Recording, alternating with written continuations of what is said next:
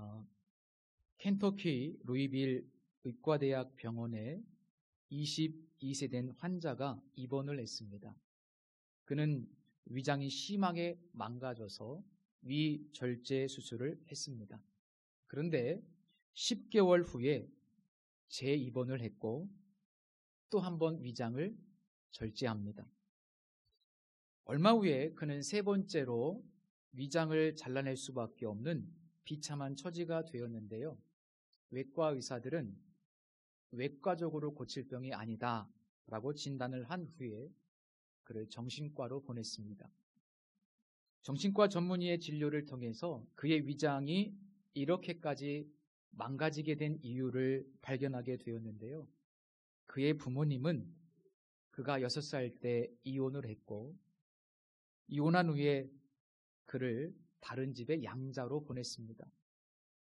그런데 양부모는 그를 심하게 학대를 했고 엄청난 고통을 주었다고 합니다.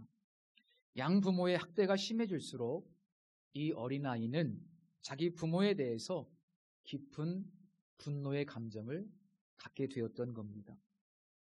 나이가 조금씩 들어 성장하면서 가슴속에 칼을 품고 다니면서 만약 길거리에서 부모님을 만나면 찔러 죽이리라 라는 생각을 하면서 청소년기를 보냈던 겁니다.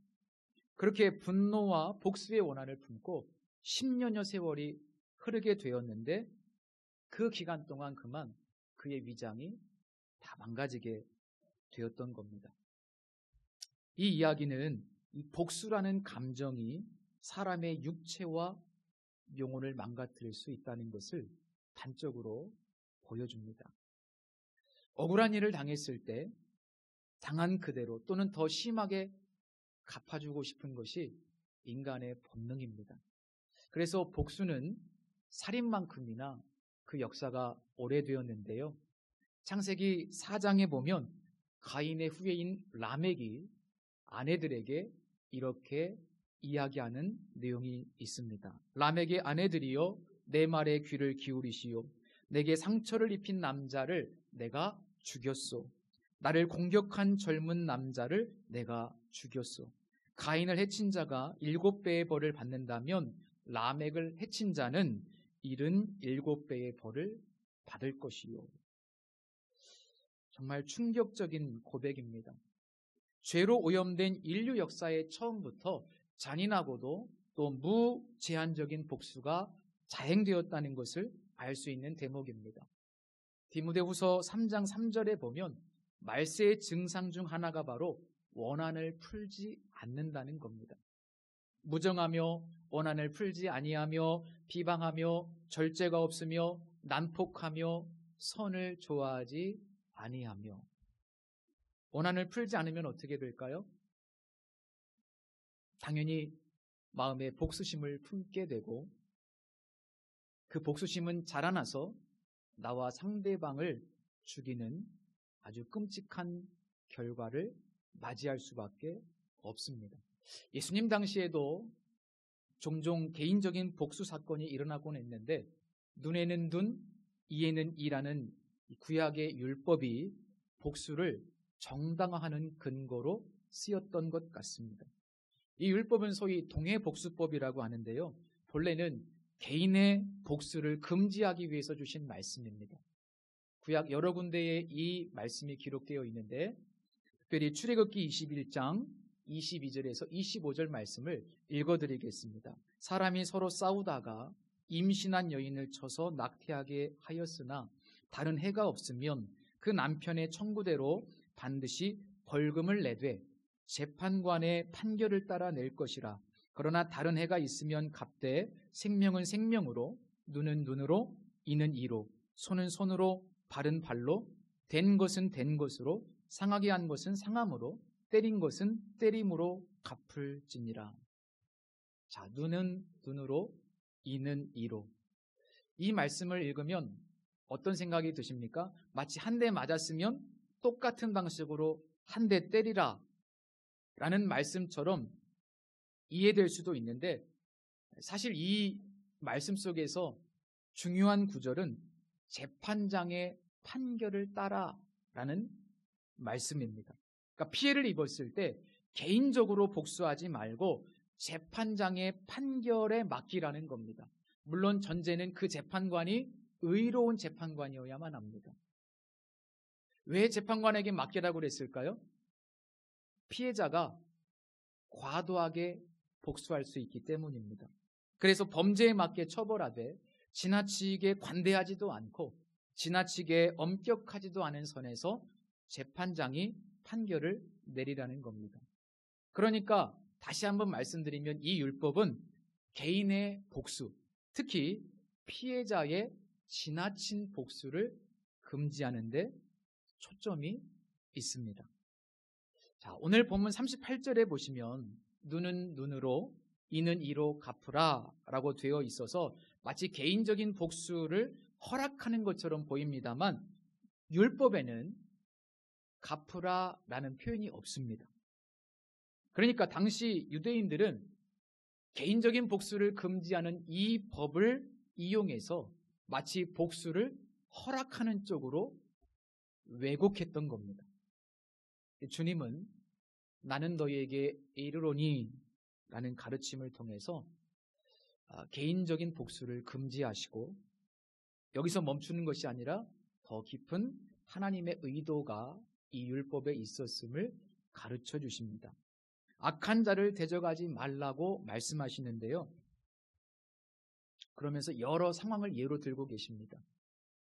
먼저 이 악한 자라는 말은 악을 행하는 자 혹은 비열한 자라는 뜻을 가지고 있고 대적하지 말라는 것은 악으로 갚지 말라 혹은 법적인 대항 행동을 취하지 말라는 의미입니다.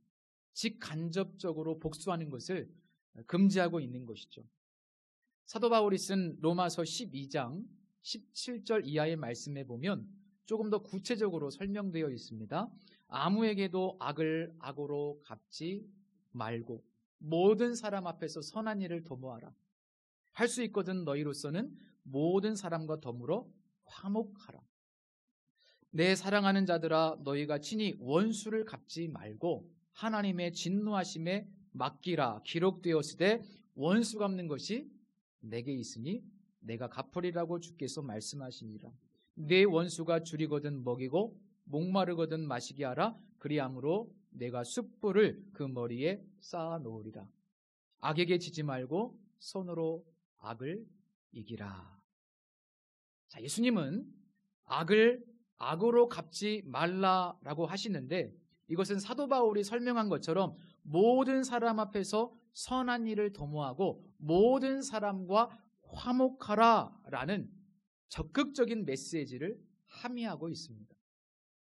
악을 악으로 갚지 않기 위해서, 즉 사람들과 화목한 관계를 갖기 위해서 기본적인 전제가 있는데요.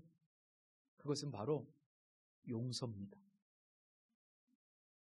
이 명령에 순종하기 위해서는 먼저 마음으로부터 나에게 해를 입힌 사람을 용서해야만 합니다. 제가 팔복을 설교할 때 긍휼히 여기는 자의 복에 관해서 설교하면서 긍휼히 여긴다 이 표현 속에는 용서의 의미가 있다고 말씀을 드렸습니다. 긍휼히 여기는 것의 정점이 바로 용서하는 것이고 하나님과 우리가 올바른 관계를 맺었을 때에만 진정으로 나에게 해를 입힌 사람을 용서할 수 있다고 말씀드렸습니다. 서두에 이 복수의 감정을 품고 살다가 위가 다 망가져서 3번이나 병원에 찾아간 청년 이야기를 했는데요. 병원에서 수소문해서 그 부모를 찾았답니다. 그런데 아버지는 이미 세상을 떠나셨어요. 그래서 겨우 어머니만 찾게 되었습니다. 그 어머니는 이 이야기를 듣고 몸이 다 망가진 그 아들을 찾아가서 눈물로 용서를 구했답니다. 처음에는 어머니에게 눈길도 주지 않았던 이 아들이 3일이 지났을 때 비로소 어머니의 가슴에 얼굴을 묻고 아무 말 없이 정말 하염없이 울었답니다. 그렇게 어머니와의 관계가 회복되고 사랑을 나누게 되었는데 신기하게도 그 이후에 2번이나 위를 절제하고 3번째 절제하러 병원에 찾아갔는데 그렇게 망가진 위장이 감쪽같이 회복됐다는 겁니다. 놀랍죠? 단적인 예이지만 이것이 바로 용서가 주는 놀라운 축복이라고 생각합니다. 2번째로 악을 악으로 갚지 말라는 것은 맞서지 말라는 뜻입니다. 맞서지 말라. 그렇다고 해서 불의에 대해서 침묵하거나 대항하지 않거나 악과 타협하라는 의미가 아닙니다. 메시지 성경은 이 말씀을 절대로 되받아치지 말라라고 번역을 했는데 이것은 절대로 적대 관계를 만들지 말라라는 뜻입니다. 그럼 어떻게 절대로 적대 관계를 만들지 않을 수 있을까? 첫 번째는 용서라고 말씀드렸고요. 2번째는 맞서지 않는 겁니다. 맞서지 않는 거예요. 그래야 이 보복의 전제가 되는 적대적인 관계 자체를 근원적으로 무력화할 수 있고 보복이라는 그 악순환의 고리를 끊을 수 있습니다. 자, 어떤 상황에서도 절대로 적대 관계를 만들지 말라는 것을 강조하시기 위해서 몇 가지의 예를 드시는데 그 첫 번째가 바로 내 오른뺨을 치거든 왼뺨도 돌려대라는 말씀입니다. 고대 근동에서 이 뺨을 때리는 것은 그 사람의 위엄과 명예를 박탈하는 매우 모욕적인 행위였기 때문입니다. 굉장히 충격적인 요구입니다. 어떻게 이렇게 충격적인 요구를 하시는지. 주로 사람들이 오른손을 사용하기 때문에 오른편 뺨을 때렸다는 것은 정면에서 이 손등으로 사람을 때렸다는 겁니다.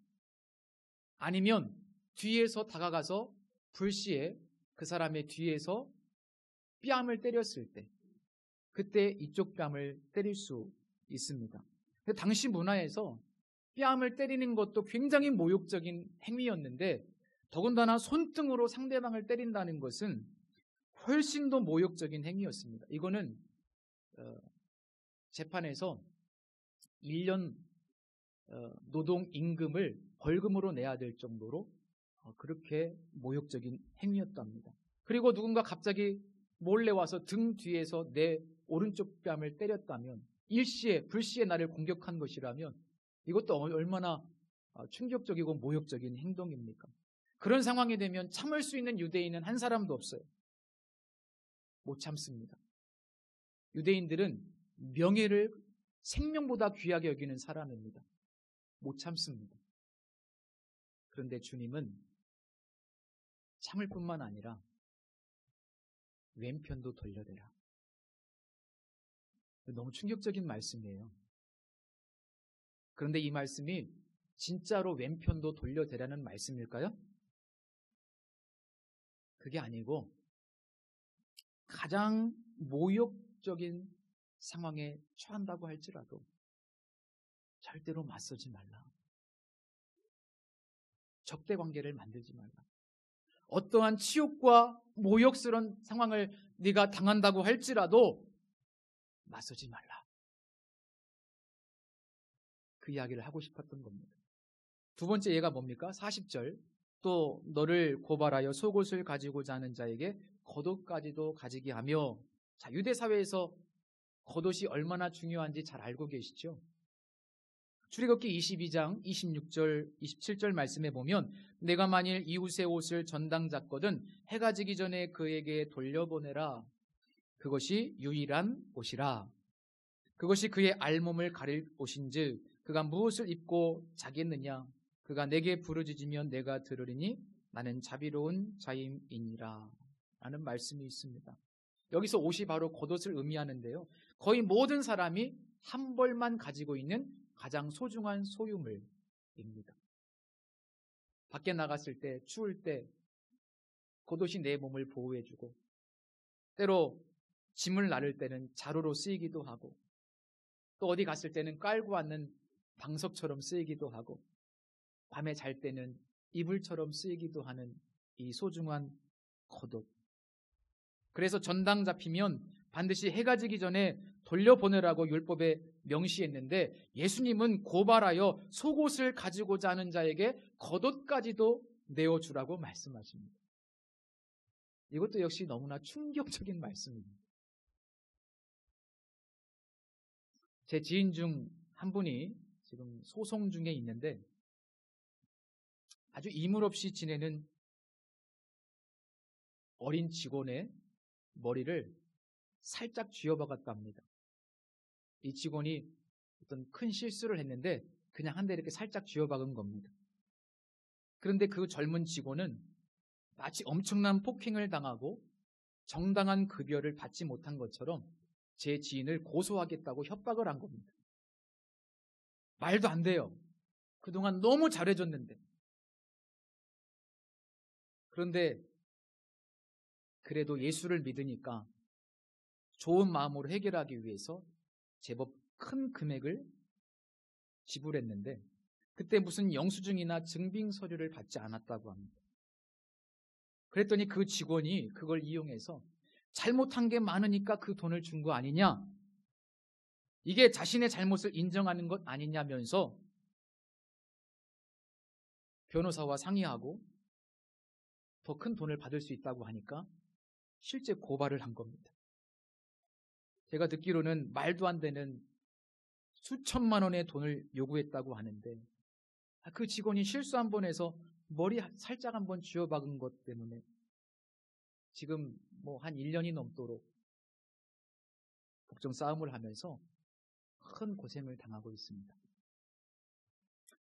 나를 고발해서 겉옷이 아니고 더 비싸고 소중한 겉옷이 아니고 까짓거 속옷을 뺏어가려고 하는 사람은 어떤 사람일까요? 제가 생각하기에 정말 악하고 비열한 사람입니다. 상식이 통하지 않는 사람이에요.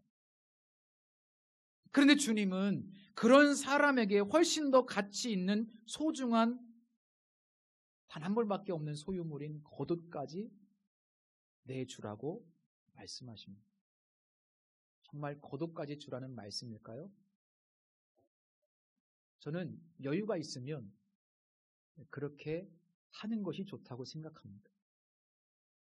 그런데 이 표현은 그런 거예요. 가장 악하고 비열한 사람, 말도 안 되는 사람, 정말 더럽고 치사한 상황을 만났을 때도 분노하지 말고 용서하고 절대 맞서지 마라. 그래도 그 정도 되는 사람을 만나도 맞서지 마라. 절대로 적대 관계를 만들지 말라는 의미로 이해할 수 있습니다. 세 번째에는 41절, 또 누구든지 너로 억지로 오리를 가게 하거든 그 사람과 심리를 동행하라 라고 말씀하십니다. 이 억지로라는 말은 군대의 징벌을 나타내는 전문 용어입니다. 당시 유다는 로마의 통치 아래에 있었는데 로마 군인은 물건을 옮길 때 어떤 유대인에게든지 1마일을 옮겨달라고 요구할 수 있었습니다. 봉사를 강제하는 것인데 대표적인 예가 예수님의 십자가를 지고 갔던 구레네 사람 시몬의 경우입니다. 피지배 민족이었던 유대인들은 이 억압적인 상황을 너무나 싫어했고 종종 민중 봉기가 일어나기도 했었습니다.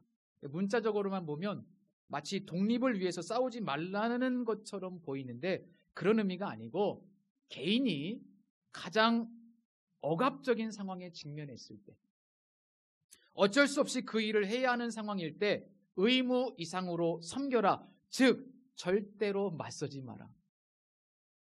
부당하다고 생각하고 억울하다고 생각하고 억압적인 상황이라고 생각하는 그 상황 속에서도 절대로 맞서지 마라. 절대로 적대관계를 만들지 말라는 점차적으로 더 강조하시면서 그 이야기를 하시는 겁니다. 정리해 볼게요. 그러니까 예수님은 개인이 경험할 수 있는 가장 모욕적인 상황, 가장 비열하고 치사하고 악한 사람, 상식이 안 통하는 사람을 만났을 경우에 그리고 가장 억압적인 상황을 제시하시면서 마치 충격요법처럼 심지어 너희들이 그런 상황, 그런 사람을 만난다고 할지라도 맞서지 마라. 절대로 맞서지 마라. 그래도 맞서지 마라. 라고 말씀하신 겁니다. 그런데 예수님의 가르침은 여기서 끝나지 않습니다. 42절 말씀 보실까요? 내게 구하는 자에게 주며 내게 꾸고자 하는 자에게 거절하지 말라고 말씀하십니다. 이 말씀은 단순히 주거나 꾸어주라는 의미라기보다는 내가 되받을 가망이 없는 사람, 심지어 원수에게도 기꺼이 자비를 베풀라는 뜻입니다. 누가복음 6장 34절 이하의 말씀에 보면 자, 너희가 만일 선대하는 자만을 선대하면 칭찬받을 것이 무엇이냐? 죄인들도 이렇게 하느니라. 너희가 받기를 바라고 사람들에게 구워주면 칭찬받을 것이 무엇이냐? 죄인들도 그만큼 받고자 하여 죄인에게 구워주느니라. 오직 너희는 원수를 사랑하고 선대하며 아무것도 바라지 말고 구워주라. 그리하면 너희 상이 클 것이요 또 지극히 높으신 이의 아들이 되리니 그는 은혜를 모르는 자와 악한 자에게도 인자하시니라 라는 말씀이 있습니다. 성도 여러분, 예수님은 우리가 값없이 하나님 나라의 선물을 받았기 때문에 이제는 다른 사람들에게 값없이 나누어 줄 알아야 한다고 말씀하십니다. 개인적으로 용서하고 절대로 맞서지 않으므로 이 복수의 악순환의 고리를 끊고 나아가 적극적으로 하나님의 은총을 받은 자로서 합당한 삶을 살고 자비를 베푸는 삶을 살아야 한다는 요청입니다. 이것이 바로 천국 백성의 삶이에요. 이것이 바로 주님의 제자들의 윤리입니다. 예수님은 말로만 하지 않으시고 몸소 그런 삶을 실천하셨습니다.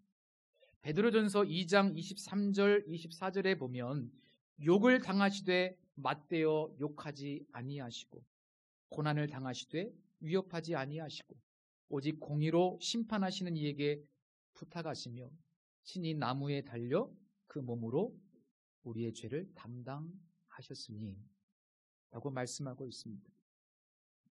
여기서 욕을 당하시되 맞대어 욕하지 아니하신 분이 누군가요? 예수님이시죠. 고난을 당하시되 위협하지 아니하신 분이 누구신가요? 예수님입니다. 예수님은 두고 보자고 하지 않으셨어요. 너 가만 안 둔다고 하지 않으셨습니다. 예수님은 오늘 본문에 당신이 직접 말씀하신 가르침처럼 가장 모욕적이고 가장 악하고 비열하고 가장 억압적인 상황에서도 결코 맞서지 않으셨습니다. 힘이 없어서, 능력이 없어서가 아닙니다. 그분은 전능하신 하나님의 아들이셨지만 결코 복수하지 않으셨습니다. 오히려 아버지, 저들을 사하여 주옵소서, 자기들이 하는 것을 알지 못합니다 라고 용서의 청원을 하셨습니다. 그리고 친히 십자가에 달려서 모욕을 주고 조롱하고 때리고 억압하는 그들과 우리의 모든 죄를 담당하심으로 자격 없는 자에게 구원과 영생이라는 선물을 주셨습니다. 엄청난 자비를 베풀어 주셨습니다. 미련한 듯 바보처럼 보이지만 주님께서 그런 삶을 사신 결과 하나님의 놀라운 사랑이 이 세상에 나타나게 되었던 겁니다. 우리도 앞서 그 길을 걸어가신 예수님을 마음에 품고 살아간다면 그분이 주시는 힘으로 충분히 예수님과 같은 삶을 살아갈 수 있습니다. 억울해서 복수하고 싶은 나의 옛사람은 이미 십자가에 못 박혔고 자비하신 주님께서 내 안에 성령으로 계시기 때문입니다. 주님이 내 안에 계시기 때문에 우리도 바보처럼 살 수 있습니다. 또 하나 여기 중요한 것을 발견할 수 있는데요. 좀 전에 예수께서 자격 없는 우리에게 큰 자비를 베푸셨다고 말씀드렸는데 우리가 베푸는 자비는 우리가 받은 구원의 풍성함과 비례한다는 사실, 이것을 발견할 수 있습니다. 뒤집어 보면 내 안에 구원의 풍성함이 없으면 우리는 결코 다른 사람에게 자비를 베풀 수가 없습니다. 내 안에 그런 은혜가 없는데 어떻게 그 은혜를 베풀 수가 있겠습니까? 내 안에 하나님의 은혜가 있어야, 내 안에 이 풍성한 자비가 있어야 나도 누군가에게 자비를 베풀 수 있는 거예요. 왜 내 안에 이런 자비가 없을까? 왜 더 사랑하고 베풀고 나누고 섬기는 일이 잘 안 될까? 이 문제는요, 어떤 기질적인 문제도 아니고 소유의 많고 적음의 문제도 아니고 구원의 풍성함을 우리가 깊이 누리지 못하기 때문에, 즉 영적인 문제입니다. 왜 못 섬길까요? 안 되는 거예요. 영적인 문제입니다. 그래서 하나님, 나에게 구원의 기쁨과 하나님의 자비와 그 풍성함을 깨닫게 하셔서 나를 통해서 하나님의 자비가 넘쳐 흐르게 하옵소서. 기도하셔야 돼요.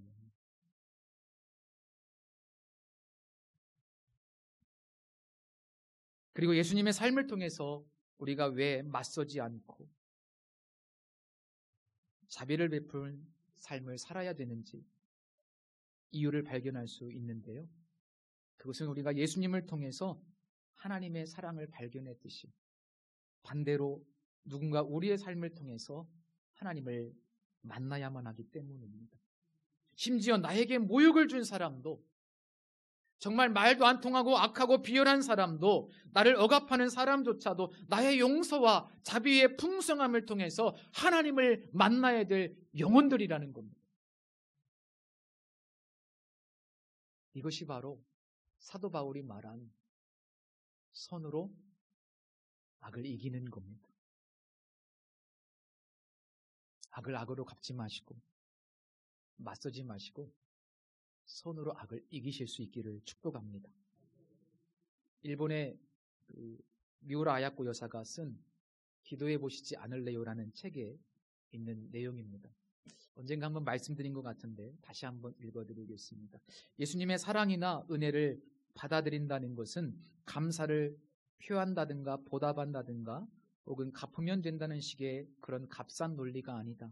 어떤 사람의 사랑을 받아들인다는 것은 그 사람이 살아온 것처럼 나도 그의 삶을 이어간다는 것이다. 도미노 아시죠? 우리 성도님들이 예수님 사랑의 도미노가 될 수 있기를 축복합니다. 일상 속에서 작은 예수로 살아가시기를 예수님의 이름으로 축원합니다. 기도하겠습니다.